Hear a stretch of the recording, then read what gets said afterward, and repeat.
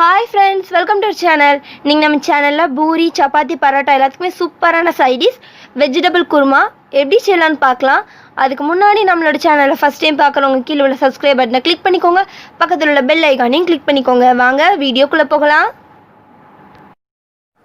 ஒரு பாத்திரத்தில் எண்ணெய் சேர்த்துக்கோங்க. எண்ணெய் நல்லா சூடாகட்டும். எண்ணெய் நல்லா சூடாயிருச்சு. இதில் 2 பிரிஞ்சி இலை, ஒரு சின்ன துண்டு பட்டை, ஒரு ஸ்பூன் சோம்பு அதை சேர்த்து நல்லா கலந்து விடுங்க.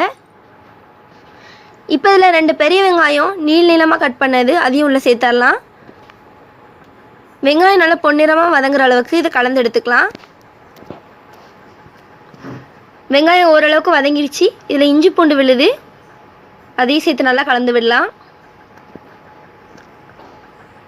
இப்போ இதில் 2 தக்காளி குட்டி குட்டியாக கட் பண்ணது அதையும் சேர்த்து நல்லா கலந்து விடுங்க. வெங்காயம் தக்காளி நல்லா வதங்கட்டும். வெங்காயம் தக்காளி நல்லா வதங்கிருச்சு. இதில் 1 ஸ்பூன் சில்லி பவுடர், 1 ஸ்பூன் மல்லித்தூள், 1/2 ஸ்பூன் கரம் மசாலா.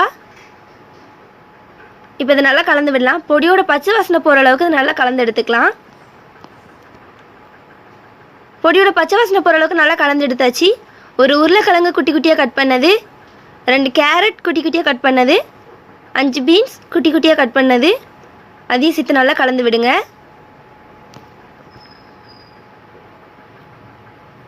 நம்ம காய்கறி எல்லாம் சேர்த்து நல்லா கலந்து விட்டாச்சு. இப்போ இல்லை 2 கிளாஸ் அளவுக்கு தண்ணி சேர்த்துக்கலாம்.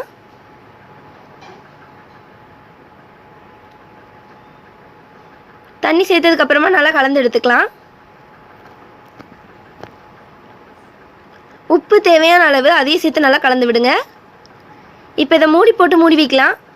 காய்கறி எல்லாமே 90% நல்லா வேகட்டும். இது வேகிறதுக்குள்ளே நம்ம மசாலா ரெடி பண்ணிடலாம். இப்போ ஒரு மிக்ஸி ஜாரில் 1 முறி துருவன தேங்காய், 1 ஸ்பூன் சோம்பு, 1/2 ஸ்பூன் கசகசா,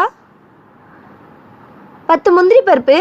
நம்ம முந்திரி பருப்பு சேர்க்கறனால இது நல்லா ரிச் டேஸ்ட்டாக இருக்கும். இப்போ இதில் 1/4 கப் அளவுக்கு தண்ணி சேர்த்துடலாம். இப்போ இதை ஒரு மூடி போட்டு மூடி வைக்கலாம். இது நல்லா பேஸ்ட்டாக அரைச்சி எடுத்துக்கலாம். பாருங்கள் ஃப்ரெண்ட்ஸ், இந்த அளவுக்கு நல்லா பேஸ்ட்டாக அரைச்சி எடுத்துக்கோங்க. ஒரு 10 நிமிஷம் போல் ஆயிடுச்சு. ஓப்பன் பண்ணி பார்க்கலாம். நம்மளோட வெஜிடபிள் எல்லாமே 90% குக் ஆயிடுச்சு. இப்போ இதில் நம்ம அரைச்சி வச்சுருக்க கோகோனட் பேஸ்ட் அதையும் உள்ளே சேர்த்துடலாம். அதையும் சேர்த்து நல்லா கலந்து விடுங்க. இப்போ இதில் 1/4 கப் அளவுக்கு தண்ணி அதையும் உள்ளே சேர்த்து நல்லா கலந்து விடலாம். தேங்காயோட பச்சை வாசனை போகிற அளவுக்கு இது ஒரு 2 நிமிஷம் கொதிச்சாலே போதும். இது நல்லா கொதிக்கட்டும். பாருங்கள் ஃப்ரெண்ட்ஸ், 2 நிமிஷம் ஆயிடுச்சு. இப்போ இதில் குட்டி குட்டியாக கட் பண்ண மல்லித்தலை அதையும் உள்ளே சேர்த்துடலாம். சேர்த்து கலந்து விடுங்க. அவ்வளோதான், நம்மளோட குருமா ரெடி ஆயிடுச்சு. இது வேறு பாத்திரத்துக்கு மாற்றி வச்சிடலாம். பாருங்கள் ஃப்ரெண்ட்ஸ், நம்மளோட வெஜிடபிள் குருமா இவ்வளோ சூப்பராக ரெடி ஆயிடுச்சுன்னு. ரொம்ப ஈஸியாக செய்யலாம். பூரி, சப்பாத்தி, பரோட்டா எல்லாத்துக்குமே சூப்பராக இருக்கும். நீங்களும் செஞ்சு பாருங்கள். இந்த வீடியோ உங்களுக்கு பிடிச்சிருந்தா தாயம்மாள் சமையலுக்கு சப்ஸ்கிரைப் பண்ணுங்கள், லைக் பண்ணுங்கள், ஷேர் பண்ணுங்கள், கமெண்ட் பண்ணுங்கள். தேங்க்யூ.